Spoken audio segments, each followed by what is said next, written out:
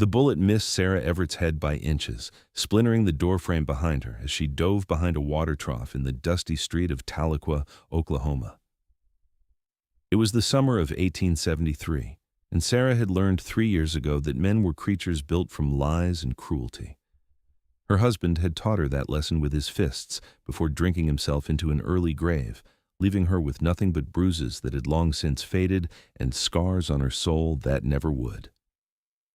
Now, at 24 years old, she trusted exactly one thing in this world: her own 2 hands in the small seamstress shop she had clawed her way into owning.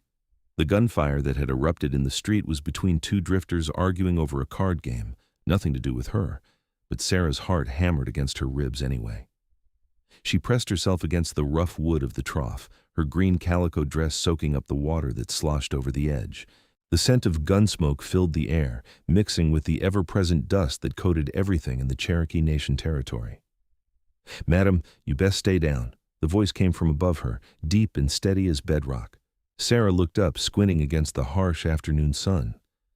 The man standing over her was the largest human being she had ever seen. He had to be at least 6.5 feet tall, with shoulders so broad they blocked out the light. His hair was dark brown and fell past his shoulders, tied back with a leather cord. His face was all hard angles and sun-weathered skin, with a thick beard covering his jaw. But it was his eyes that caught her attention, pale blue like a winter sky, looking down at her with something that might have been concern. He wore buckskin clothing that had seen better days, and he carried a rifle in one massive hand as casually as most men might carry a walking stick. Every inch of him screamed mountain man, the kind who spent more time with bears and wolves than with civilized folk. "I can handle myself," Sarah said, her voice sharper than she intended. She started to rise, but another shot rang out, and the stranger's hand came down on her shoulder, holding her in place with gentle but absolute firmness. "Reckon you can, but that does not mean you should have to," he said. He turned his head toward where the shooting continued. "You 2 idiots want to kill each other. You take it outside town where decent folk are not trying to go about their day." His voice had not risen to a shout, but it carried with the kind of authority that made men pay attention. The gunfire stopped. Sarah heard scrambling footsteps and the sound of horses being mounted in a hurry. Within seconds, the street was quiet again, except for the nervous whinnying of horses and the murmur of townspeople emerging from cover. The stranger removed his hand from Sarah's shoulder and offered it to help her up. She stared at it for a long moment, at the calluses and scars that marked a life of hard work, at the sheer size of it. She ignored the offered hand and stood on her own, brushing water and dust from her dress. "I did not need your help," she said, meeting his eyes with a defiant tilt to her chin. Something flickered across his face, too quick to read. "Never said you did. Just seemed like the neighborly thing to do." "Well, thank you for your neighborliness. Good day." Sarah turned on her heel and marched toward her shop, which sat between the general store and the land office on the main street. She could feel his eyes on her back the entire way, and she hated how aware of him she was. She hated even more the small part of her that had felt momentarily safe when he had stood between her and the danger. She had sworn off that feeling. Safety was an illusion that men sold to women right before they showed their true natures. Sarah pushed through the door of her shop, the small bell above it chiming cheerfully. Inside, everything was exactly as she had left it. Her sewing machine sat in the corner, a Singer model she had saved for 2 years to afford. Bolts of fabric lined the walls in neat rows. Half-finished dresses hung on dress forms, waiting for their final stitches. This was her kingdom, small as it was, and here no man held power over her. She had just settled herself at her work table when the door opened again. Sarah looked up, expecting one of her regular customers, and felt her stomach tighten when she saw the mountain man ducking through her doorway. He had to bend almost double to fit, and once inside, he seemed to take up half the available space. "Madam, I apologize for intruding," he said, holding his hands out in a peaceful gesture. His rifle was slung across his back now. "But you dropped this in the street."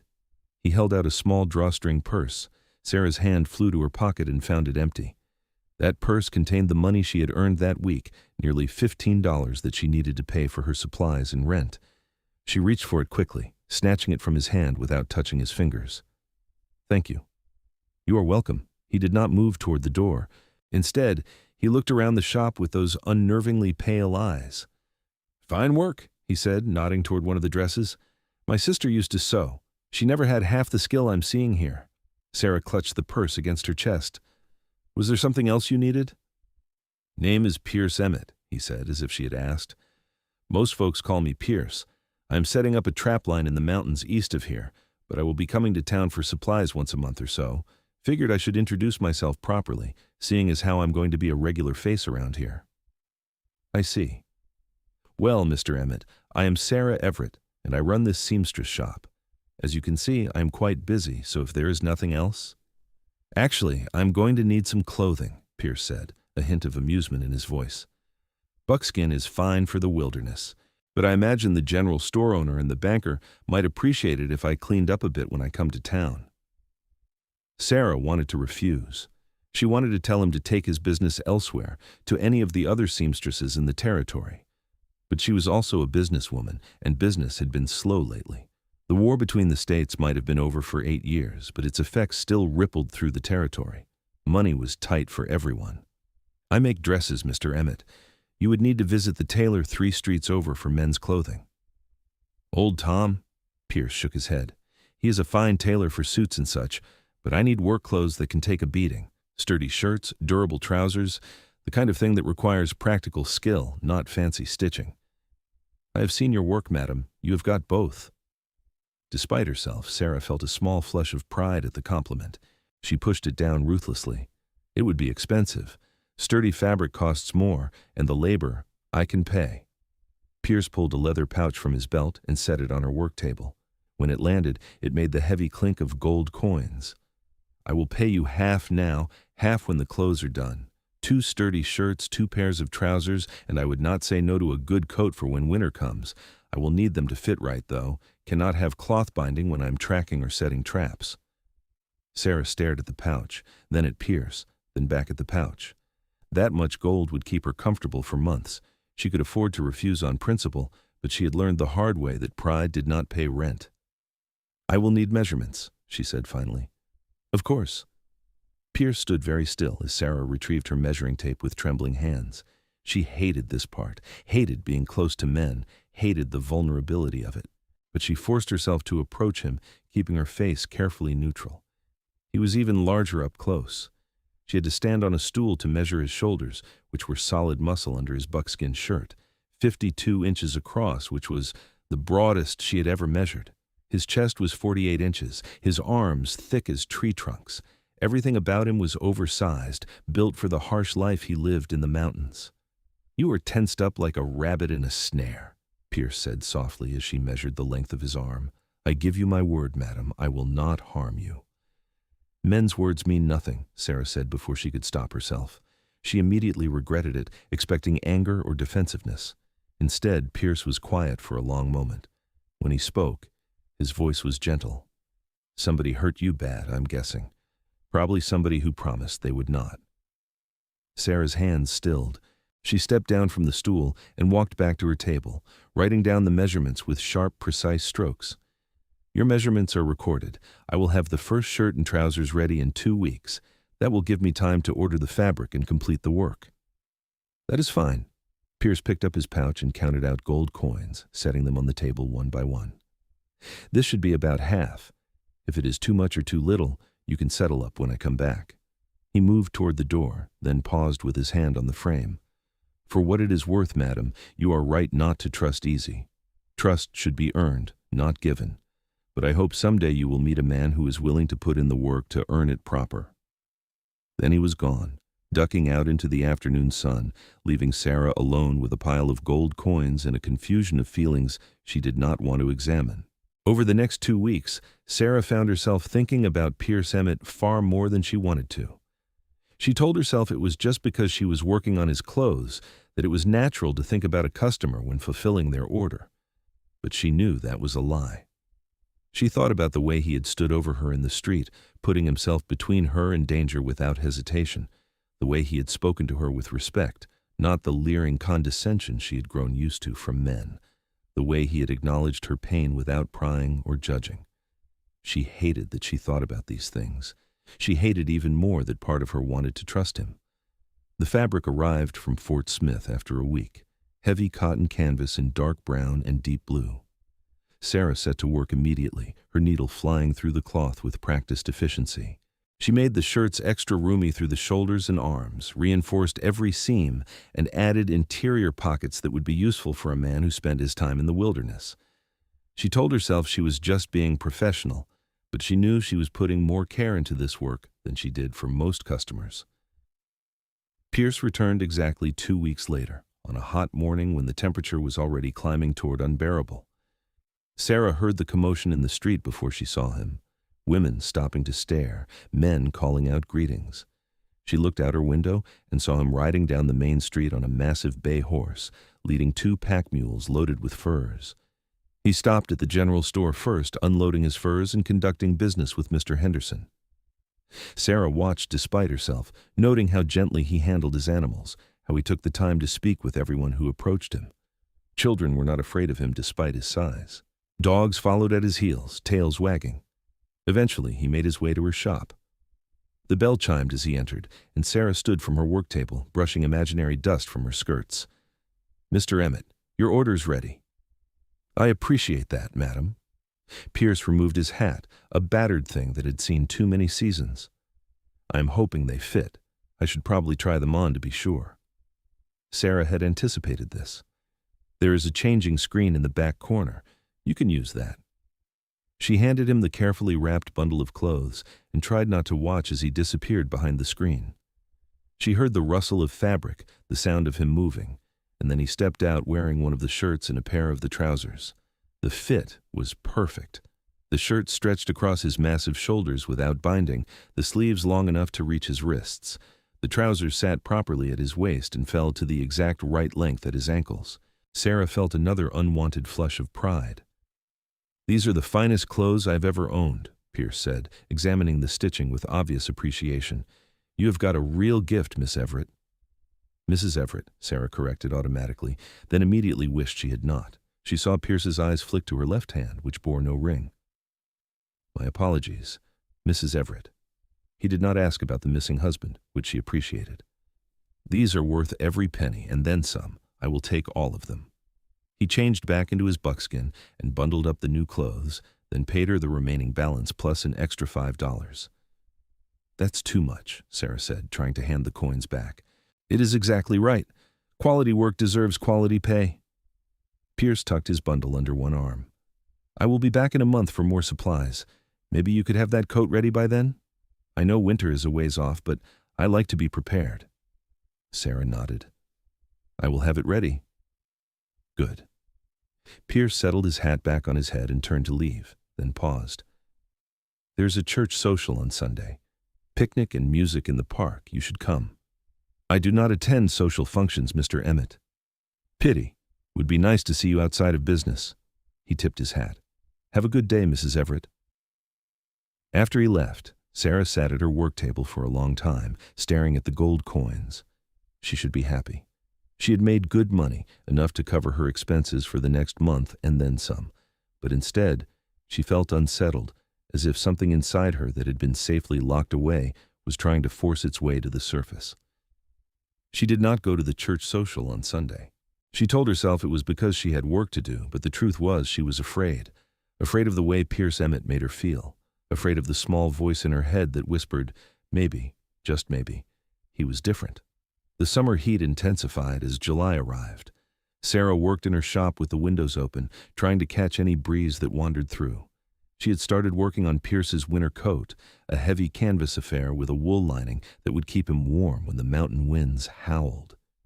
She had no idea why she was putting such care into it, adding extra pockets and reinforced seams, making sure every stitch was perfect. She was working on the collar when the door burst open and Mary Henderson, the general store owner's daughter, stumbled in. The girl was 18 and normally full of laughter and light, but now her face was pale and her hands were shaking. "Mrs. Everett, please, you have to help me." Sarah was on her feet immediately, guiding Mary to a chair. "What happened? Are you hurt?" "It is my father. He went up to collect payment from the Dawson brothers on their property up in the hills. That was 3 days ago, and he has not come back. Mama is beside herself. The sheriff says he will look into it, but you know how he is. He will not do anything unless there's a body. Sarah did know. Sheriff Coleman was more interested in his whiskey bottle than in his job. Have you asked anyone else to look for him? I went to Mr. Barton and Mr. Phillips, but they both said they could not spare the time. They have harvest to bring in. Mary's eyes filled with tears. What if he is hurt? What if he is lying somewhere needing help and nobody cares enough to look? Sarah felt a familiar helplessness wash over her. She was a seamstress, not a tracker. She had no skills that would help find a missing man in the wilderness. But as she looked at Mary's desperate face, she thought of Pierce Emmett. A mountain man would know how to track, how to survive in the wild places. I might know someone who can help, Sarah said slowly, but I do not know where he's staying. Who? The trapper, Pierce Emmett. He would have the skills to find your father. Mary's face brightened with hope. He is camped up at Wilson's Creek, about 5 miles east of town. Everyone knows where he is because he has been helping folks with problems. He fixed the Andersons' well last week and got Mrs. Patterson's cow out of a ravine. Of course he had. Sarah felt something warm and uncomfortable in her chest. I will go find him. Would you? Oh, Mrs. Everett, thank you. Thank you so much. Sarah had not ridden a horse in years, not since her husband had died, and she had sold their animals to pay his debts. She borrowed a gentle mare from the livery stable and set out toward Wilson's Creek with directions from the stable owner. The day was blazing hot, the sun beating down mercilessly as she followed the narrow trail out of town. She found Pierce's camp easily enough. It was set up in a clearing near the creek with a tent made from canvas and hides. Furs were stretched on frames, drying in the sun. A cook fire burned low, and Pierce's massive bay horse grazed nearby along with the 2 mules. Pierce himself was working on something, his back to her as she rode up. He wore no shirt, and Sarah felt her face heat at the sight of his bare back and shoulders, all rippling muscle and sun-bronzed skin. His dark hair hung loose past his shoulders. Mr. Emmett, she called out, stopping her horse at a respectful distance. He turned immediately, his hand going to the knife at his belt before he recognized her. Then surprise crossed his face, followed by concern. Mrs. Everett, is something wrong? Sarah dismounted, grateful when her legs did not buckle. It is Mr. Henderson from the general store. He went to collect payment from the Dawson brothers 3 days ago and has not returned. His daughter is worried sick. I thought, she trailed off, suddenly feeling foolish. I thought you might be able to help find him. Pierce was already moving, pulling on one of the shirts she had made him. The Dawson brothers are bad news. Moved here from Missouri after the war, been nothing but trouble since. Where's their property? Mary said it is up in the hills, but I do not know exactly where. I do. They have been setting traps on land that is not theirs, stealing from other trappers' lines. Pierce was saddling his horse with quick, efficient movements. Mrs. Everett, I'm going to ask you to do something, and I need you to trust me.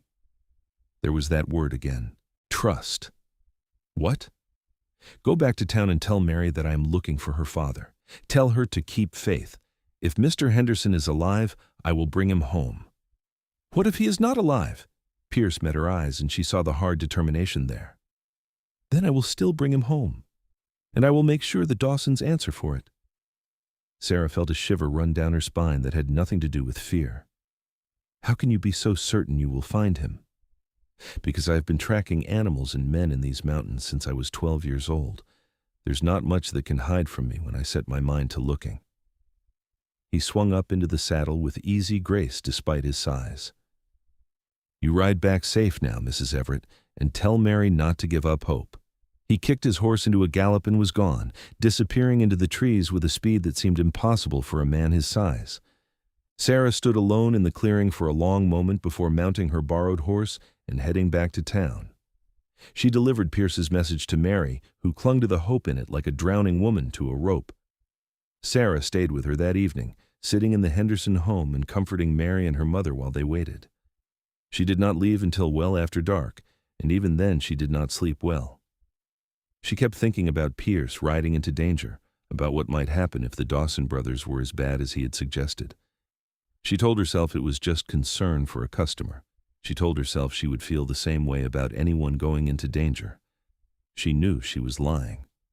The next morning, Sarah was opening her shop when she heard the commotion in the street. She rushed outside to see Pierce riding down the main street with Mr. Henderson sitting behind him on the horse. Henderson looked rough, his face bruised and his arm in a makeshift sling, but he was alive and conscious. Mary screamed with joy and ran to her father, nearly pulling him off the horse in her enthusiasm. Mrs. Henderson was right behind her, tears streaming down her face. Half the town seemed to pour into the street, everyone talking at once. Sarah stood on her shop's doorstep and watched as Pierce dismounted and helped Henderson down gently. He spoke to the family in low tones, then to Sheriff Coleman, who had finally bothered to show up. She could not hear what was being said, but she saw the sheriff's face go red and then pale. Eventually, Pierce extracted himself from the crowd and walked toward her. He looked tired, with dark circles under his eyes and dust coating every inch of him, but he gave her a small smile as he approached. "You were right to worry," he said without preamble. "The Dawsons had beaten Henderson badly and locked him in a root cellar. They were planning to let him rot there, said he had been cheating them on prices, which was nonsense. They owed him money and did not want to pay." Sarah felt sick. "Are they in custody?" "On their way to Fort Smith for trial. I made sure of that before I brought Henderson home." Pierce leaned against the doorframe, and she realized how exhausted he must be. Man should not have to fear for his life just for doing honest business. No, he should not. Sarah looked at him for a long moment, this massive mountain man who had ridden through the night to save a stranger. "You need food and rest. Come inside." Pierce blinked in surprise. "Mrs. Everett, I am filthy. I will get dirt all over your shop." "Then we will clean it later. Come inside, Mr. Emmett. That was not a request." Something like amusement flickered in his pale eyes. He followed her into the shop, moving carefully as if afraid he might break something. Sarah had him sit in the chair she kept for customers and disappeared into the back room that served as her living quarters. She returned with bread, cheese, dried apples, and a jar of cool water from her well. Pierce ate like a man who had not seen food in days, which he probably had not. Sarah watched him, noting the cuts on his knuckles that suggested there had been a fight, the way he favored his left side slightly. He had been hurt rescuing Mr. Henderson, but he had not mentioned it. "You are injured," she said when he finished eating. "Just bruises. Nothing serious." "Let me see." "Mrs. Everett." "Let me see, Mr. Emmett. You saved a good man's life. The least I can do is make sure you are not bleeding to death in my shop." Pierce sighed and lifted his shirt. His left side was a mass of purple and black bruises, clearly from being kicked or hit with something heavy. Sarah sucked in a breath. "You call that nothing serious?" "I have had worse. It will heal." He lowered the shirt. "But I appreciate your concern." They sat in silence for a moment. Sarah felt something shifting inside her, like ice beginning to crack. "Why did you do it?" she asked quietly. "You do not know Mr. Henderson well. You could have been killed." Pierce looked at her with those steady blue eyes. "Because it was the right thing to do. Because a man's life has value, and sitting by while evil people do evil things makes you part of the evil." He paused. "Because I could not live with myself if I had not tried." Sarah felt tears prick at her eyes and blinked them away angrily. "You are either the bravest man I have ever met or the most foolish." "Maybe both." Pierce stood, wincing slightly. "I should go. I need to clean up and tend my animals. But Mrs. Everett, I want you to know something." "What?" "I know you have been hurt. I know you have every reason not to trust any man who crosses your path. But I want you to know that I am going to earn your trust if it takes me from now until I am old and gray. Because you deserve to have at least one man in your life who is worth believing in." Sarah stared at him, her heart hammering. "Why?" "Because underneath all that pain and fear, I see someone extraordinary, someone strong and kind and good, and I think you have been waiting a long time for someone to see that." He moved toward the door. "I will be back in a month for supplies. Maybe by then you will be ready to talk to me for more than just business." He left, and Sarah sat alone in her shop, shaking. Not from fear, but from something she had not felt in years. Hope.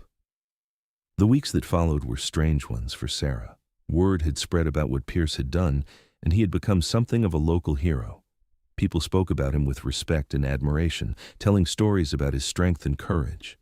Sarah heard the stories and tried to dismiss them, tried to maintain her careful distance.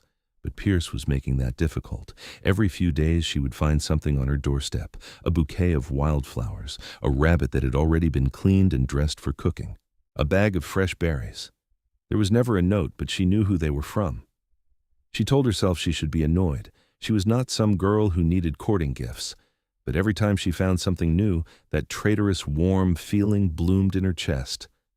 The coat was nearly finished when August arrived. Sarah had poured every bit of skill she possessed into it, creating something that was both beautiful and functional. The canvas was sturdy enough to turn wind and rain, the wool lining thick enough to keep out the cold. She had embroidered his initials on the inside pocket, a small touch she had added without really thinking about why. Pierce arrived on a sweltering afternoon when the heat made the very air shimmer. He looked even more weather-beaten than usual, his skin darkened by the sun, but his eyes lit up when he saw her through the shop window. "Mrs. Everett," he said as he entered, "I'm hoping that coat is ready. I know it is too hot to think about winter, but I like to be prepared." "It is ready." Sarah retrieved it from where it hung on a dress form and held it out. "You should try it on to ensure the fit is correct." Pierce took the coat with something like reverence, running his hands over the sturdy fabric. Then he shrugged it on, and Sarah felt satisfaction at how perfectly it fit his massive frame. The shoulders were roomy, the sleeves the exact right length, the body cut to allow movement while still providing protection from the elements. "This is a work of art," Pierce said softly. He turned to look at himself in the mirror Sarah kept for customers. "I have never owned anything this fine." "It is just a coat, Mr. Emmett." "No, madam, it is not." He met her eyes in the mirror.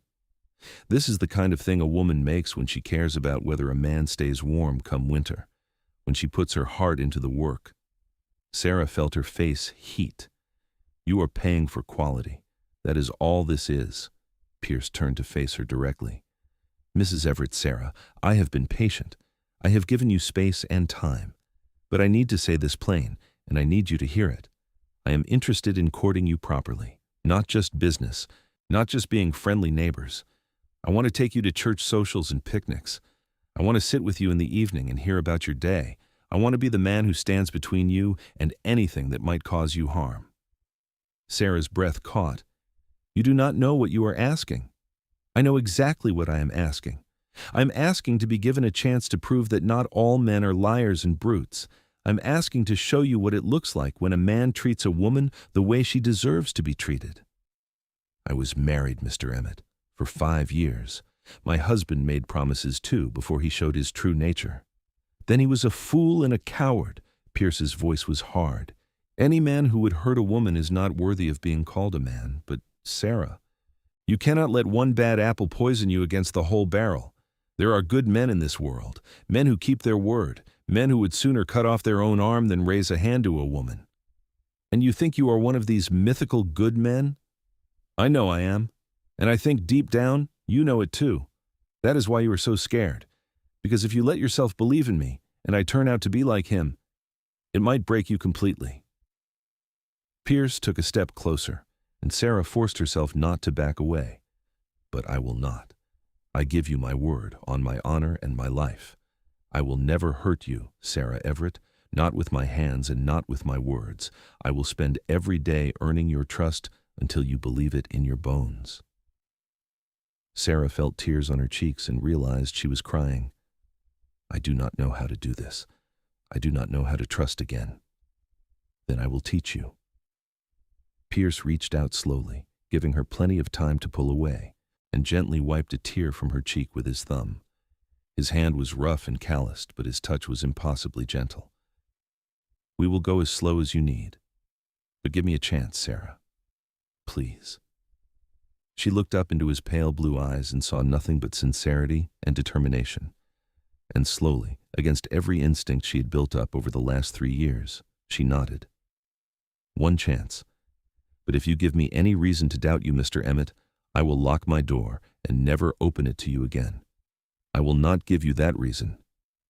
Pierce smiled, and it transformed his hard face into something warm. "And I think it is about time you started calling me Pierce. Mr. Emmett makes me sound like somebody's grandfather." Despite herself, Sarah laughed. It felt rusty and strange, as if her body had forgotten how. "Very well, Pierce. There now, that was not so hard, was it? He paid her for the coat, overpaying again despite her protests. Sarah, would you do me the honor of having dinner with me tomorrow evening? Nothing fancy, just a meal at the hotel restaurant. Let me court you proper. Sarah hesitated, then nodded again. Tomorrow evening. But I will meet you there. I am not ready for you to call on me at my home yet. Fair enough. I will see you at 7 o'clock then. After he left, Sarah sank into her chair and tried to stop shaking. She had just agreed to let a man court her, a massive, scarred mountain man who could break her in half without trying. Part of her was terrified, but another part, the part that had noticed his gentle touch and his kind eyes and his unwavering protection of others, whispered that maybe, just maybe, this was a risk worth taking. The next evening, Sarah dressed with more care than she had in years. She chose her best dress, a deep green cotton with black trim that she had made for herself but rarely wore. She pinned her dark blonde hair up carefully and even wore the cameo brooch that had been her mother's. Her hands were shaking as she walked to the hotel. The Tahlequah. Hotel was not fancy by big city standards, but it was the nicest establishment in town, with a restaurant that served decent food and had actual tablecloths. Sarah had only eaten there once before, years ago when her husband was courting her and still pretending to be a gentleman. Pierce was waiting outside, and Sarah's breath caught when she saw him. He wore the clothes she had made him, the dark blue shirt and brown canvas trousers, and he had clearly made an effort to clean up. His hair was washed and tied back neatly, his beard trimmed, and he had even polished his boots. He looked like a man who was trying his best to be civilized, despite being more comfortable in the wilderness. You look beautiful, he said as she approached, and the simple sincerity in his voice made her blush. You look very presentable yourself. He offered her his arm, and after a moment's hesitation, she took it. His muscles were like iron under the cloth, but his movements were careful and controlled. He was being gentle with her, she realized, holding back all that tremendous strength so as not to frighten her. The restaurant was about half full, and Sarah felt the eyes of other diners on them as they entered. Let them stare, she thought with a defiance that surprised her. She held her head high as Pierce led her to a corner table that offered some privacy. The meal was simple but good: roast chicken, potatoes, vegetables, and fresh bread. Pierce ate with surprising manners for a mountain man, and he kept up a steady stream of conversation that required little from her. He told her about his life in the mountains, about the animals he tracked and the beauty of the high places. He told her about his family back in Kentucky, about his mother who had died when he was young, and his father who had taught him to hunt and trap. I have a sister, Emily, and a younger brother, Samuel, he said. Emily is married with 3 children now, living in Louisville. Samuel is a clerk in a bank, can you believe that? My wild little brother, counting money all day. His smile was fond. They think I am crazy for living the way I do, but I cannot imagine being cooped up in a city. Why did you come to Oklahoma? Sarah asked, surprising herself with the question. After the war, I just needed space, room to breathe without memories pressing in on all sides. His expression darkened briefly.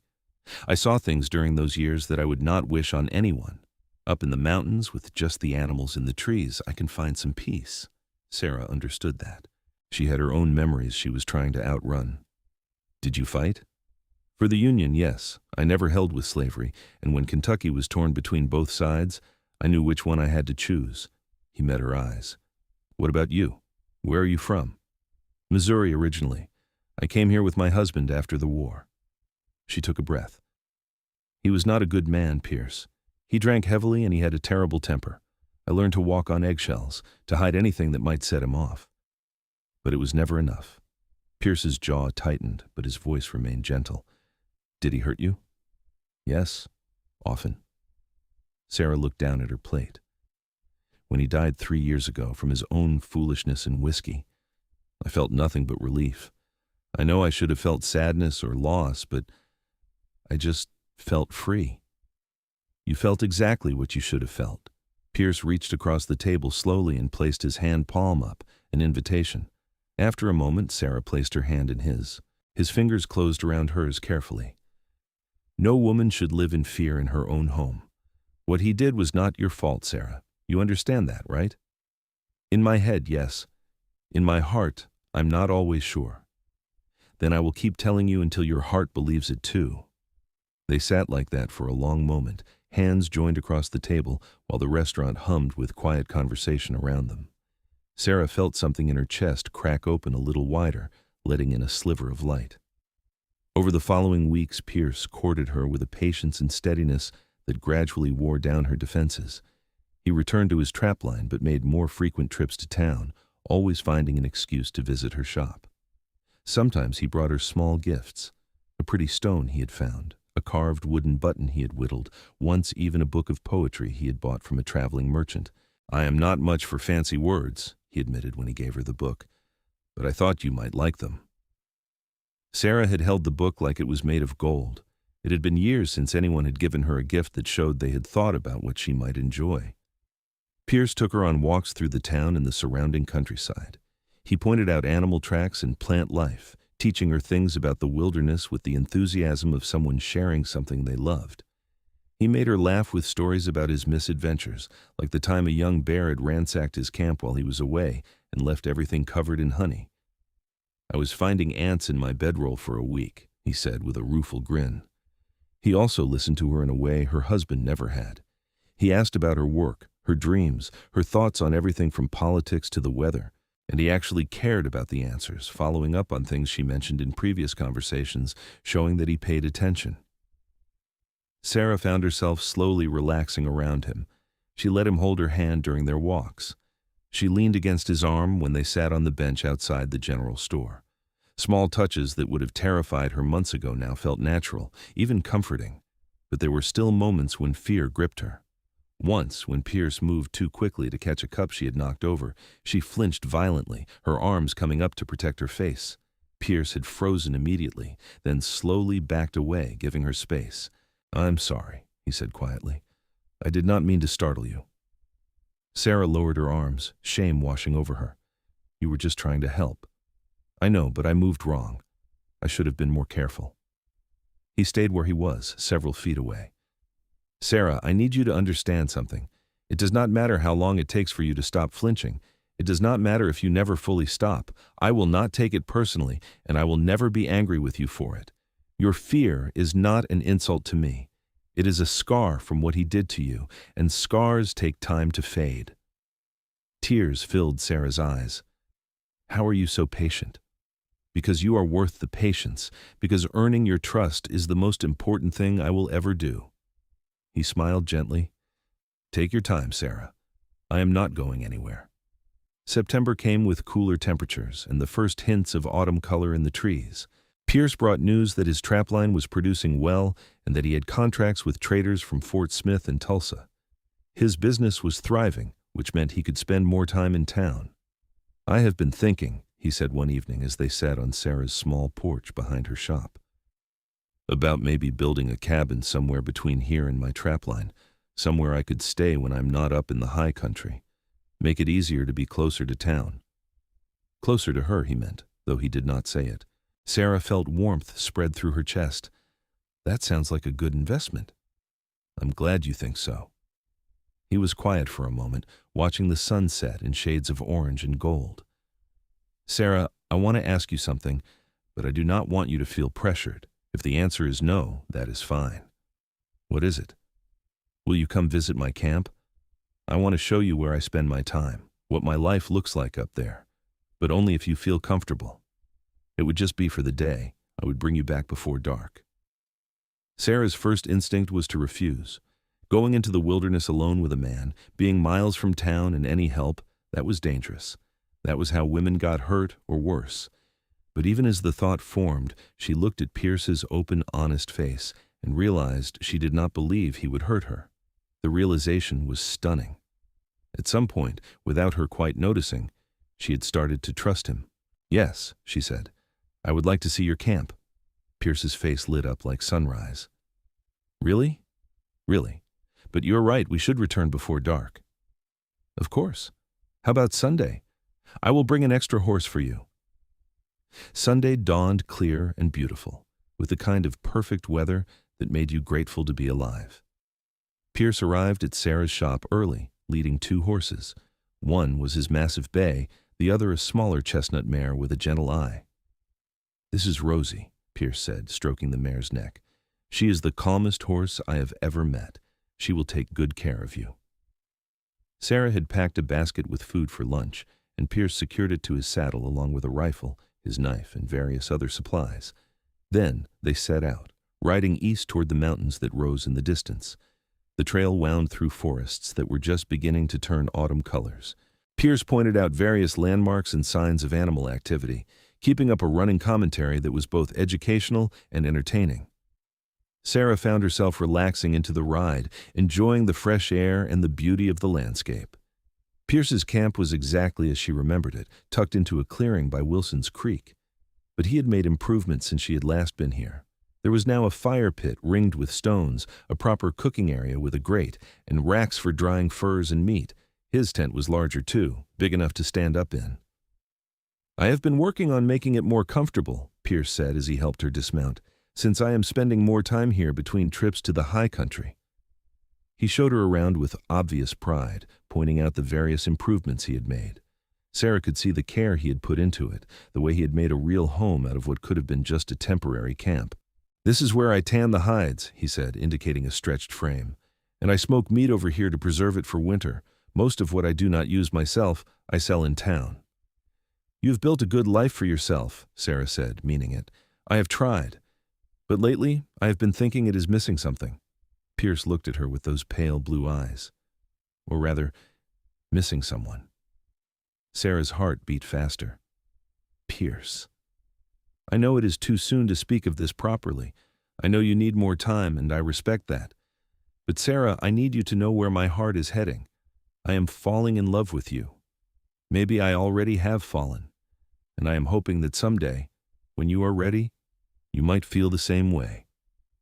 Sarah stared at him, emotions warring inside her. Fear, hope, longing, terror. I do not know if I can love anyone again. My husband broke something in me, Pierce. What if it cannot be fixed? Nothing in you is broken. Pierce stepped closer, still giving her room to back away if she wanted. You are wounded, yes, but wounds heal. And Sarah, I think you already feel more than you are letting yourself admit. I see it in the way you look at me, in the way you let me hold your hand, in the care you put into the clothes you make for me. That was just professional pride. The embroidery on the inside of my coat pocket, my initials stitched there where nobody would see unless they looked close. That was not professional pride, Sarah. That was affection. Sarah felt her face heat. She had not thought he would notice that. You saw that? I notice everything about you. The way you hum when you are working, the way you tuck your hair behind your left ear when you are thinking, the way your whole face lights up when you laugh, which you are doing more and more these days. He reached out and gently took her hand. You are already healing, Sarah. You are already learning to trust again. I'm just asking you to take the next step. What if I am not ready? Then I will wait. A month, a year, 10 years if that is what it takes. But I think you are readier than you believe. Sarah looked down at their joined hands, his so large and rough, hers smaller and marked with needle pricks from her work. They fit together in a way that felt right. She thought about the past few months, about how Pierce had slowly become a constant in her life, how she looked forward to his visits, how she felt safer when he was near, how her heart jumped when she saw him walking down the street. Oh God, she was already in love with him too. The realization should have terrified her, but instead, it felt like relief, like permission to finally admit what her heart had been trying to tell her for weeks. I'm scared, she whispered. I know. But I promise you, Sarah, I will never give you reason to fear me. I would sooner die than hurt you. Sarah looked up at him, at this massive mountain man with his gentle eyes and patient heart, and made her choice. She stepped forward and wrapped her arms around him, pressing her face against his chest. For a moment, Pierce stood very still, as if afraid to move. Then his arms came around her carefully, holding her with a tenderness that belied his strength. I think I'm falling in love with you too, Sarah said, her voice muffled against his shirt, and it terrifies me. She felt Pierce's chest rumble with a quiet laugh. Love is terrifying. That is how you know it is real. He pressed a kiss to the top of her head, so gentle it was barely there. But we will face it together, you and I, every step of the way. They stood like that for a long time, holding each other while the creek babbled nearby and the wind whispered through the trees. Sarah felt something inside her that had been locked tight for years finally begin to open. It hurt, like blood returning to a limb that had fallen asleep. But it also felt like coming back to life. They spent the afternoon at the camp, eating the lunch Sarah had packed and talking about everything and nothing. Pierce told her more about his life, about the places he had traveled and the things he had seen. Sarah found herself sharing things she had not spoken of in years. Her childhood in Missouri, her mother's death when she was 16, her father's decision to marry her off to the first man who offered because he could not afford to feed another mouth. "I did not love my husband," she admitted. "I barely knew him when we married. I thought maybe love would come with time, the way people said it would. But instead, there was just disappointment and pain." "That is not how marriage is supposed to be," Pierce said firmly. "When two people marry, it should be because they cannot imagine living without each other, because they have chosen each other freely, not because of obligation or necessity." "Is that what you want? Eventually?" Pierce met her eyes. "With you, yes. When you are ready. If you're ever ready. But Sarah, if you decide you never want to marry again, that is fine too. I will court you for the rest of my life if that is what you need. Just having you in my life, in any capacity, is more than I ever hoped for." Sarah felt tears sting her eyes. "You are too good to be true. There has to be something wrong with you. Some flaw I have not seen yet." Pierce laughed.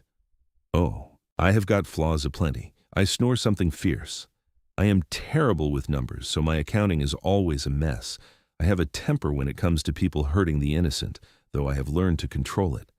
And I cannot cook worth a damn. If you end up with me, you are getting a man who lives mostly on jerky and hardtack when he is alone." Despite herself, Sarah laughed. "Those are not terrible flaws." "Maybe not, but they are real. I am not perfect, Sarah. I am just a man who is trying his best to be worthy of you." "You already are," Sarah said quietly, and meant it. The ride back to town that evening was peaceful, both of them comfortable in the silence. When they arrived at Sarah's shop, Pierce helped her down from the horse and held her hands for a moment. "Thank you for today," he said, "for trusting me enough to come to my camp, for trusting me with your heart. Thank you for being patient with me." Sarah squeezed his hands. "When will I see you again?" "I need to head up to my trapline for a week or so, check the traps and move some supplies before winter hits, but I will be back before you know it." He lifted her hands and kissed her knuckles gently. "Will you be all right while I am gone?" "I will be fine. I've been taking care of myself for years, Pierce." "I know you have, but now you have got someone who cares about you and wants to help shoulder the burden. Get used to it." After he left, Sarah went inside and sat in the darkness of her shop for a long time, just thinking. Her life was changing in ways she never expected. For so long, she had built walls around her heart, determined never to let anyone close enough to hurt her again. But Pierce had somehow found a way through those walls, not by force, but by patient, steady devotion. She was still scared. Probably she always would be, at least a little. But she was also hopeful, and that was something she had not felt in a very long time. The week Pierce was gone felt longer than it should have. Sarah threw herself into her work, filling orders and working on several new pieces for the shop's inventory. But she found herself constantly looking out the window, hoping to see him riding down the street. On the 5th day, Mary Henderson came into the shop with her mother, both of them looking distressed. "Mrs. Everett, have you heard the news?" Mary asked. Sarah's heart clenched. "What news?" "There has been early snow up in the mountains, a freak storm that came out of nowhere. They are saying anyone caught up there could be in serious danger." Fear hit Sarah like a physical blow. Pierce was up there, alone in a storm. "When did this happen?" 2 days ago. Mr. Phillips just came back from his property in the foothills. He said the snow was knee-deep and still falling when he left." Sarah's mind raced. Pierce was experienced. He would know how to handle a storm. He had probably found shelter, was waiting it out safely. But what if something had gone wrong? What if he was hurt and alone? "Thank you for telling me," Sarah said, proud that her voice did not shake. "I am sure he is fine." But after the Hendersons left, Sarah could not stop worrying. She tried to keep working, but her hands were shaking too badly to sew. She kept imagining Pierce caught in the snow, cold and hurt, with no one to help him. By evening, she could not stand it anymore. She locked up the shop and went to the livery stable, where she found Jack Porter, an older man who had lived in the territory for decades. "Mr. Porter, I need to ask you about the storm in the mountains." Jack looked up from the harness he was mending. "Bad one, from what I hear. Early snow like that, it catches folks by surprise. If someone was up there, an experienced trapper, would they be able to survive it?" "Depends on the person and how prepared they were. Someone like Pierce Emmett, who knows those mountains like the back of his hand, he would probably be fine. But even experienced folks can run into bad luck." Sarah bit her lip. "Is there any way to get up there, to check on him?" Jack shook his head. "Not with the trails covered in snow. You would need to wait for the melt, or at least for the weather to clear. Trying to go up there now would just get yourself killed." Sarah knew he was right, but that did not make the waiting any easier. She went back to her shop and tried to sleep, but every time she closed her eyes, she saw Pierce alone in the cold. 3 more days passed with agonizing slowness. The weather in town stayed clear, but reports from travelers said the mountains were still snowbound. Sarah went through the motions of her daily routine, but her mind was always on Pierce. She found herself praying, something she had not done since her husband died. "Please let him be safe. Please bring him back to me." On the 8th day, Sarah was working in her shop when she heard the commotion in the street. She looked up and saw Pierce riding into town, leading his mules behind him. He was coated in snow and ice, his face red from the cold, but he was alive and in one piece. Sarah ran out into the street without even thinking, not caring that half the town was watching. Pierce saw her and dismounted, and then she was in his arms, holding him as tightly as she could. "I thought you were dead," she said into his chest. "I thought the storm had gotten you." "I am all right, Sarah. I am all right." Pierce held her close, and she could feel him shaking, though whether from cold or emotion, she could not tell. "I was holed up in a cave for 3 days, but I had supplies and shelter. I was never in real danger." Sarah pulled back to look at him, and she realized there were tears on her face. "Do not ever scare me like that again." Pierce smiled, though his lips were chapped and cracked. "I will do my best. But Sarah, the fact that you were scared for me, that you came running out here like that, does that mean what I think it means?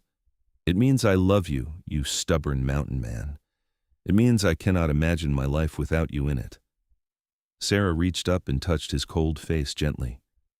"It means I am tired of being afraid, and I want to take the risk with you." Pierce's smile was like the sun coming out. He leaned down and kissed her, gentle and careful, his cold lips warming against hers. Sarah kissed him back, pouring all her fear and relief and love into it. Around them, the town erupted in cheers and applause, but Sarah barely heard it. All that mattered was Pierce, alive and safe, and hers. When they finally broke apart, Pierce rested his forehead against hers. "I love you too, Sarah Everett, more than I have words to say. Then you will just have to show me instead. That I can do." He kissed her again, and Sarah felt the last of her walls crumble. She was free. Finally, completely free. The months that followed were the happiest of Sarah's life. Pierce courted her properly, with the whole town watching and approving. He made no secret of his feelings, and Sarah found herself becoming more comfortable showing her own. They walked through town hand in hand. They attended church socials together. They spent evenings on her porch, talking and laughing and learning each other. Pierce still went up to his trapline, but he came back to town more frequently, and each time he returned, Sarah's heart leapt at the sight of him. She no longer flinched when he moved quickly. She leaned into his touch instead of away from it. The trust he had promised to earn had been given, freely and fully. In November, Pierce proposed. He did it simply, without fanfare, on an evening when they were sitting by the fire in Sarah's small living quarters behind the shop. "I know we have only been courting a few months," he said, holding her hand. "But Sarah, I've never been more certain of anything in my life. I want to marry you. I want to build a life with you. I want to wake up next to you every morning and fall asleep beside you every night. Will you have me?" Sarah did not hesitate. "Yes. Yes, Pierce, I will marry you." Pierce kissed her with a passion that made her breathless, and Sarah kissed him back with equal fervor. For the first time in her life, she was choosing love. Not because she had to, not because she had no other options, but because she wanted to. Because Pierce Emmett was the best man she had ever known, and she could not imagine spending her life with anyone else. They were married in January of 1874, in a small ceremony at the church with the whole town in attendance. Sarah wore a dress she had made herself, white silk with lace trim that had taken her weeks to perfect. Pierce wore a suit he had commissioned from the tailor in Fort Smith, though he was clearly uncomfortable in it. "I feel like a trussed-up turkey," he muttered as they stood at the altar. "You look handsome," Sarah whispered back. "Now be quiet and marry me." The ceremony was short and sweet. When the preacher pronounced them husband and wife, Pierce kissed Sarah with such tenderness that she felt tears on her cheeks. But these were happy tears, tears of joy and relief and love. The town threw them a party at the hotel, with food and music and dancing. Sarah danced with Pierce, marveling at how gracefully such a large man could move. She felt safe in his arms, cherished and protected and loved. They spent their wedding night in Pierce's camp by Wilson's Creek. He had prepared for it carefully, making the tent comfortable with blankets and furs, building up the fire to keep them warm. He undressed Sarah slowly, reverently, treating her like she was made of glass. "I will be gentle," he promised. "If anything is too much, you tell me and we stop. This is about us sharing love, not about me taking anything from you." Sarah had been nervous, afraid that the memories of her first marriage would intrude, but Pierce made it beautiful. He took his time, learning what made her sigh with pleasure, worshiping her body with his hands and mouth until she forgot to be afraid. When they finally came together, it was with a tenderness and passion that brought tears to her eyes. Afterwards, they lay tangled together under the firs, Sarah's head on Pierce's chest while he stroked her hair. "Are you all right?" he asked softly. "I am perfect," Sarah said, and meant it. "I love you, Pierce. I love you too, my beautiful wife." They stayed at the camp for 3 days, existing in a bubble of newlywed bliss. Then they returned to town to begin their life together. Pierce had been working on a cabin between town and his trapline, and over the following months he finished it with Sarah's input. It was small but solid, with a stone fireplace, real glass windows, and enough room for Sarah to set up her sewing. "I thought you could work here when I am away on the trapline," Pierce explained. "That way you are not alone in town and you have got everything you need." Sarah loved the cabin immediately. It was beautiful and comfortable, and most importantly, it was theirs. Not just his, not just hers, but theirs together. Life fell into a comfortable rhythm. Pierce would go up to his trapline for a week or two at a time, checking traps and collecting furs. Sarah would work on her sewing, taking orders from townspeople who were happy to make the trip out to the cabin. When Pierce returned, they would spend days together, working on the cabin and the small garden Sarah had started, talking and laughing and loving each other. In the summer of 1874, Sarah discovered she was pregnant. She was terrified at first, remembering how her husband had reacted to any hint of pregnancy with anger and violence, as if it was a burden he resented. But when she told Pierce, his reaction was nothing like what she had feared. He picked her up and spun her around, whooping with joy loud enough to scare the birds from the trees. "We are going to have a baby. Sarah, we are going to be parents." "You are happy?" Sarah asked, still not quite able to believe it. "Happy? I am over the moon." Pierce set her down carefully, as if she might break. "This is the best news I have ever heard. You have made me the happiest man alive." Throughout the pregnancy, Pierce was attentive and caring. He refused to let Sarah overwork herself, taking on more of the household chores so she could rest. He talked to her belly, telling the baby stories about the mountains and the animals. He built a cradle with his own hands, carved from oak and polished until it shone. "I want our child to know they are loved and wanted," he said as he worked. "I want them to grow up feeling safe." Their son was born in March of 1875, during a warm spell that made the wildflowers bloom early. The birth was hard, and there were moments when Sarah feared she might not survive it. But Pierce was with her the whole time, holding her hand and whispering encouragement, and finally, the baby entered the world with a loud cry that filled the cabin. "A boy," the midwife announced. "A healthy, strong boy." Pierce took his son with tears streaming down his face. "He is perfect. Sarah, he is perfect. They named him Thomas after Pierce's father. He had his father's dark hair and his mother's green eyes, and from the beginning it was clear he was going to be a big, strong child. Pierce doted on him shamelessly, carrying him everywhere and talking to him constantly. "You're going to be a good man," Pierce would tell Thomas as the baby slept in his arms. "A man who treats women with respect, a man who keeps his word, a man who stands up for what is right." Sarah watched them together and felt her heart overflow with love. This was what family was supposed to be, not fear and pain, but love and safety and joy. 2 years later, Sarah gave birth to a daughter they named Emma. She was smaller than Thomas had been, but just as healthy, with her mother's blonde hair and her father's pale blue eyes. Pierce was just as besotted with her as he had been with Thomas, though he was even more protective. "She is so tiny," he would say, cradling her gently. "How can something so small and perfect exist in this world?" As the children grew, the cabin became filled with laughter and noise. Thomas was adventurous and curious, always wanting to follow his father into the woods. Emma was quieter, but just as determined, with a stubborn streak that reminded Sarah of herself. Pierce taught them both about the wilderness, about respecting nature and living in harmony with the land. Sarah taught them to read and write, and she showed Emma the basics of sewing. The years passed in a blur of happiness. Pierce's trapping business continued to thrive, and Sarah's sewing commissions kept coming. They were not rich, but they were comfortable, and more importantly, they were happy. The cabin was expanded to accommodate the growing family, with a second bedroom added for the children. In 1880, when Sarah was 31 and Pierce was 34, they welcomed a third child, another boy they named James. He was the most easygoing of their children, content to watch the world go by with wide, wondering eyes. Sarah sometimes thought back to the woman she had been when she first met Pierce, so afraid and broken that she could not imagine trusting any man. That woman felt like a stranger now. Pierce had kept every promise he had made. He had earned her trust one day at a time, with patience and love and unwavering devotion. He had shown her that not all men were cruel, that love could be gentle and safe and enduring. "Do you ever regret it?" Sarah asked him one evening as they sat on the porch of their cabin, watching the sun set over the mountains. The children were asleep inside, and the world was quiet and peaceful.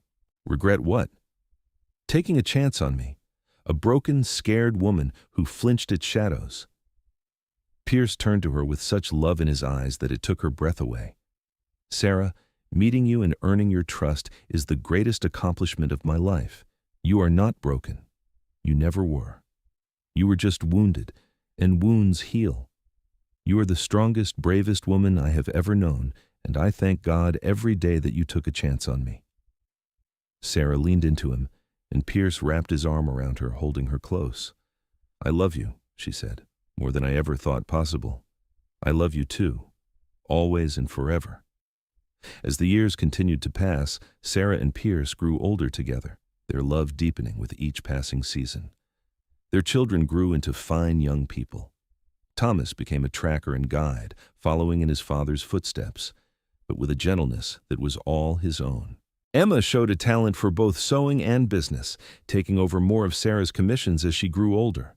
James, the youngest, surprised everyone by developing a love for books and learning, eventually becoming a teacher at the school in Tahlequah. Pierce's hair turned gray, then white, and his body bore the marks of a life lived hard in the wilderness. But his eyes remained as sharp as ever, and his love for Sarah never wavered.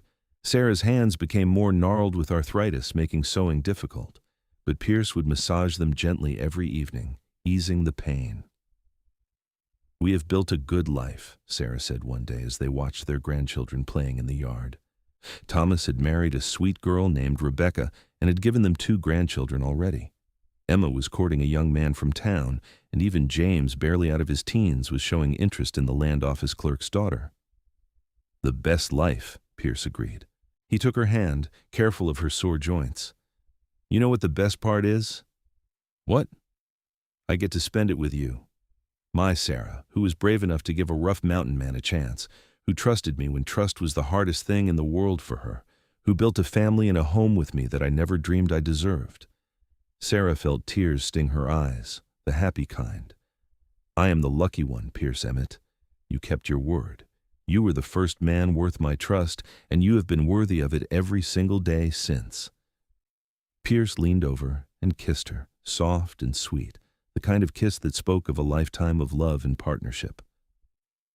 When they pulled apart, Sarah rested her head on his shoulder, watching their grandchildren play as the sun cast long shadows across the land they had made their own.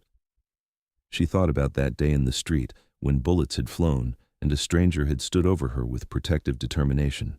She thought about how scared she had been, how certain that trusting any man would only lead to more pain. But Pierce had proven her wrong in the best possible way. He had shown her that love could be patient and kind, that it could heal old wounds and create new joy. Their story had not been easy. There had been hard days and difficult times, moments when Sarah's old fears had surfaced and threatened to drown her. But Pierce had been there through all of it, steady as a mountain, gentle as a summer breeze. He had earned her trust, kept her safe, and loved her with a devotion that never faltered. Now, in the golden years of their life together, surrounded by children and grandchildren and the home they had built with their own hands, Sarah understood what true love meant. It was not grand gestures or flowery words. It was Pierce massaging her sore hands every evening. It was the way he still looked at her like she was the most beautiful thing he had ever seen. It was the life they had created together, brick by brick, day by day, choice by choice. "What are you thinking about?" Pierce asked, his voice soft in the evening air. "About how you saved me," Sarah said. "Not just from those bullets in the street, but from myself, from the fear and pain that were eating me alive. You showed me how to live again, Pierce, how to love and trust and hope." "We saved each other," Pierce said firmly. "I was living half a life before I met you, Sarah, going through the motions but never really feeling anything deep. You gave me purpose. You gave me a family and a home and a reason to be the best man I could be." They sat together in comfortable silence as the sun sank lower on the horizon, painting the sky in shades of orange and pink and gold. Inside the cabin, they could hear the sounds of their family, the children's laughter, and Emma's voice as she prepared dinner. It was the sound of home, of love, of everything they had fought for and built together. As darkness fell and the first stars began to appear, Pierce helped Sarah to her feet, and they walked inside together, hand in hand, ready to share another evening with the family they had created. Their story, which had begun with fear and mistrust, had grown into something beautiful and enduring. They had proven that broken hearts could heal, that trust could be earned, and that love, real love, was worth every risk. And every day for the rest of their lives, Pierce would prove himself worthy of Sarah's trust, and Sarah would show Pierce the depth of her love. They would face whatever came together, just as they always had, two souls who had found each other in the wild places and had chosen to build something lasting and true. The mountain man had promised to be the first man worth her trust, and he had kept that promise every single day for the rest of their lives. In the end, that was all that mattered. Not the hardships they had faced or the obstacles they had overcome, but the simple truth that they had found each other, chosen each other, and loved each other with everything they had. It was a good life. It was a beautiful life. And it was theirs, built on a foundation of hard-won trust and enduring love in the wild west of Oklahoma, where two wounded souls had found healing in each other's arms. Years continued to flow like the waters of Wilson's Creek, steady and unchanging. The cabin that had once seemed so spacious now bulged with the comings and goings of a large, loving family. Pierce and Sarah celebrated their 25th wedding anniversary in 1899, surrounded by their children, their children's spouses, and a growing brood of grandchildren who climbed on their grandfather's still strong shoulders and begged their grandmother for stories about the old days. "Tell us about when Papa saved you from the bad men," Thomas's oldest son, Peter, would beg, his eyes wide with the drama of it all. Sarah would smile and glance at Pierce, who would wink at her from across the room. "It was not quite so dramatic as all that," she would say, "but your grandfather did show up just when I needed someone to believe in again. I just happened to be in the right place at the right time," Pierce would add, though his eyes told a different story. He had been exactly where he needed to be, when he needed to be there, and he had made the most of the opportunity to win the heart of the woman who would become his whole world. Emma married her beau, a kind man named William Foster who owned a small ranch outside of Tahlequah. They gave Pierce and Sarah 3 more grandchildren to spoil. James, true to his bookish nature, married the land office clerk's daughter after a proper courtship, and they moved to Fort Smith, where James took a position at the new school that was being built there. The new century arrived with celebration and hope. Pierce was 54 years old now, his hair completely white, his beard long and full. But he still had the strength that had defined him, still spent time in the mountains, though not as far or as long as he once had. Sarah, at 50, had softened with age, her face lined with the marks of a life well lived, her hands bearing the evidence of decades of needlework. But she was still beautiful to Pierce, still the woman who had taken his breath away that day in the dusty street of Tahlequah. "I cannot believe we have been married 26 years, Sarah said one morning as they sat on their porch, drinking coffee and watching the sunrise. It was their ritual now, this quiet time together before the day truly began. "Best 26 years of my life," Pierce said, as he always did, "though I am hoping for at least 26 more." Sarah laughed. "We will be ancient by then." "Do not care, as long as I am ancient with you." Their love had become the stuff of local legend. People in Tahlequah told stories about the mountain man and the seamstress, about how he had courted her with patience and won her heart with devotion. Young couples would come to them for advice, asking how they had made their marriage work so well for so long. Pierce's answer was always the same. Treat each other with respect, keep your promises, and never stop choosing each other every single day. Sarah would add, and marry someone who is willing to wait for your trust instead of demanding it. Marry someone who sees your worth even when you cannot see it yourself. The advice was good, and many couples took it to heart. The community around Tahlequah had grown and prospered, and Pierce and Sarah had been part of that growth, contributing not just through their work, but through their example of what a loving partnership could be. In the spring of 1902, Pierce's brother Samuel came to visit from Louisville, bringing his wife and children. It was the first time Sarah had met any of Pierce's family, and she was nervous until Samuel embraced her warmly and said, "Thank you for making my brother so happy. I've never seen him smile the way he does when he talks about you." The visit was wonderful, full of stories and laughter. Samuel told tales of Pierce as a wild young man, and Pierce shared stories of his life in the mountains. The children played together, cousins meeting for the first time but bonding quickly the way children do. On Samuel's last night, the brothers sat up late talking while Sarah and Samuel's wife, Catherine, cleaned up after dinner. "You found something special here," Samuel said, looking around at the cabin, at the land, at the family that filled it with life and love. "When you left Kentucky, I thought you were running away from everything. I did not realize you were running toward this." "I did not realize it either," Pierce admitted. "But Sarah gave me a reason to stop running. She gave me a reason to build something lasting. She is a remarkable woman. You are lucky to have her." "I know. Every single day, I know." After Samuel's family left, returning to their city life, Sarah and Pierce fell back into their comfortable routines. But Pierce had been thinking about something, and one evening he brought it up. "Sarah, I want to talk to you about the future." She looked up from her mending. "What about it?"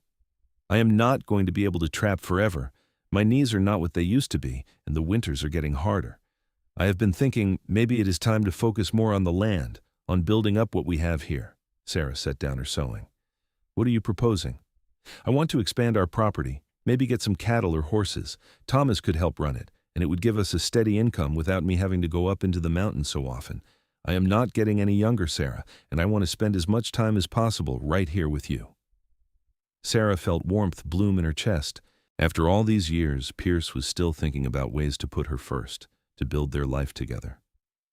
"I think that is a wonderful idea. We could make this place into a real ranch, something to pass down to the children." "Exactly what I was thinking," Pierce smiled. "We have built a good life, but I am not done yet. I want to keep building with you for as long as we have." They put the plan into action. Pierce bought additional land from a neighbor who was moving back east, expanding their property to several hundred acres. Thomas, who had been working as a guide, eagerly agreed to help his father develop the ranch. Together, they built fences, a proper barn, and corrals.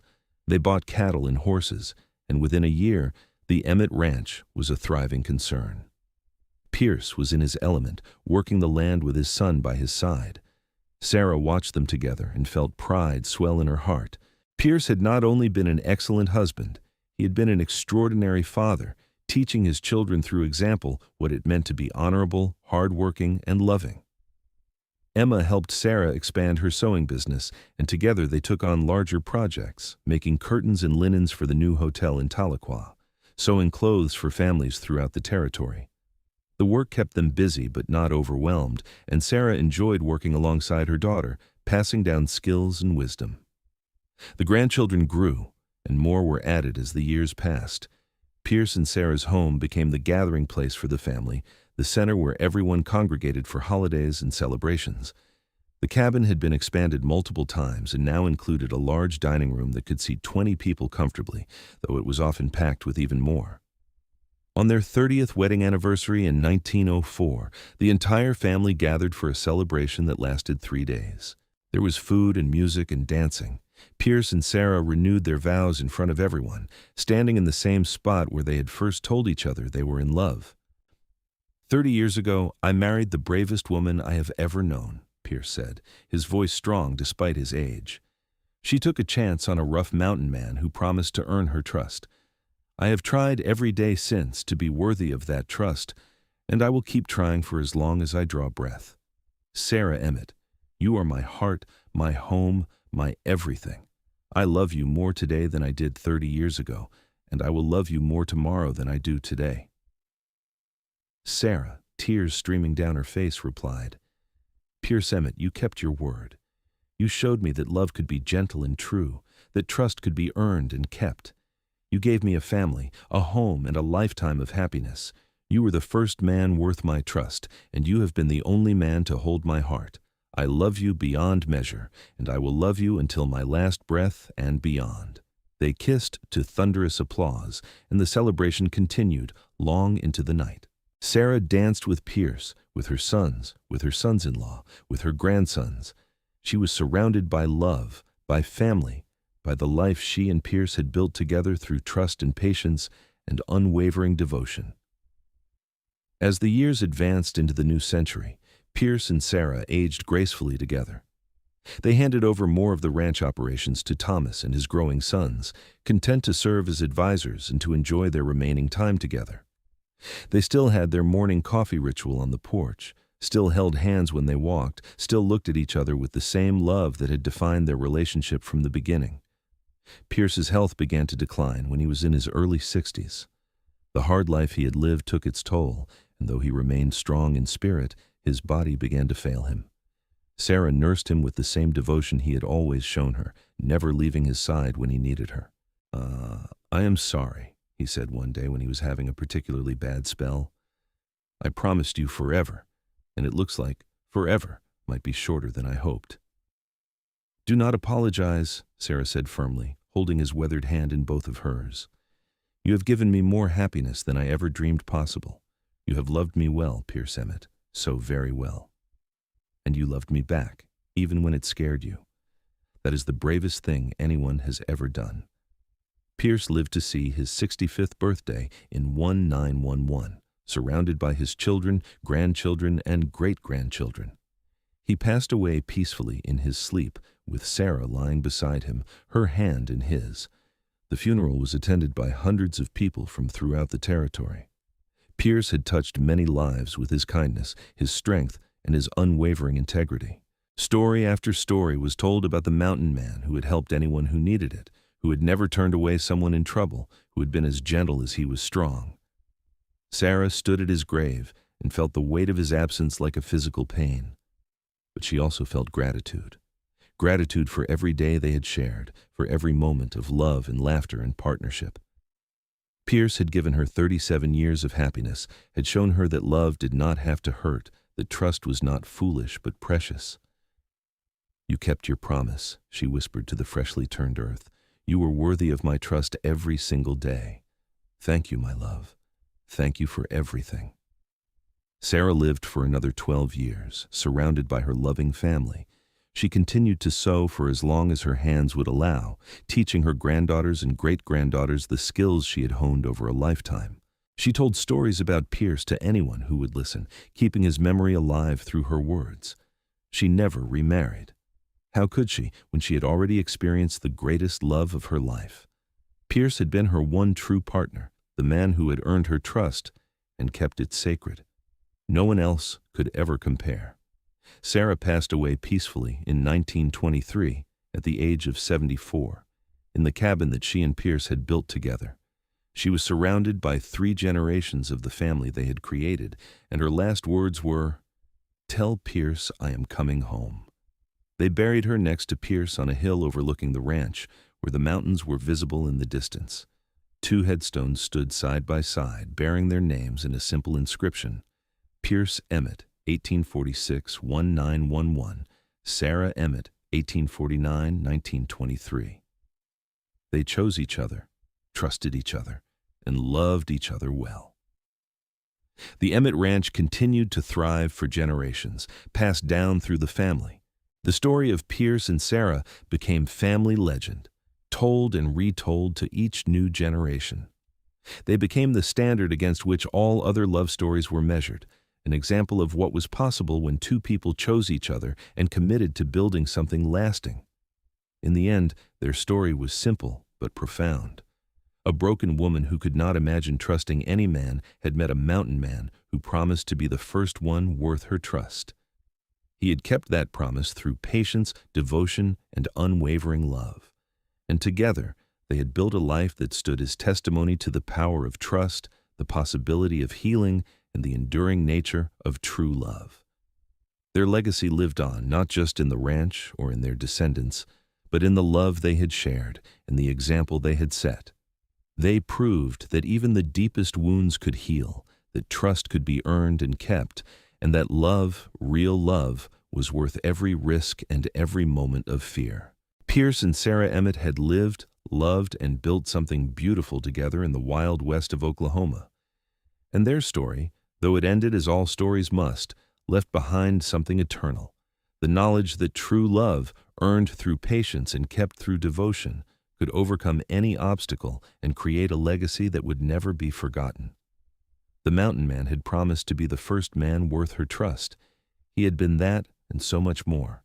And Sarah, in turn, had given him her trust, her heart, and her life. Together they had created something rare and precious, a love that lasted a lifetime and echoed through the generations that followed.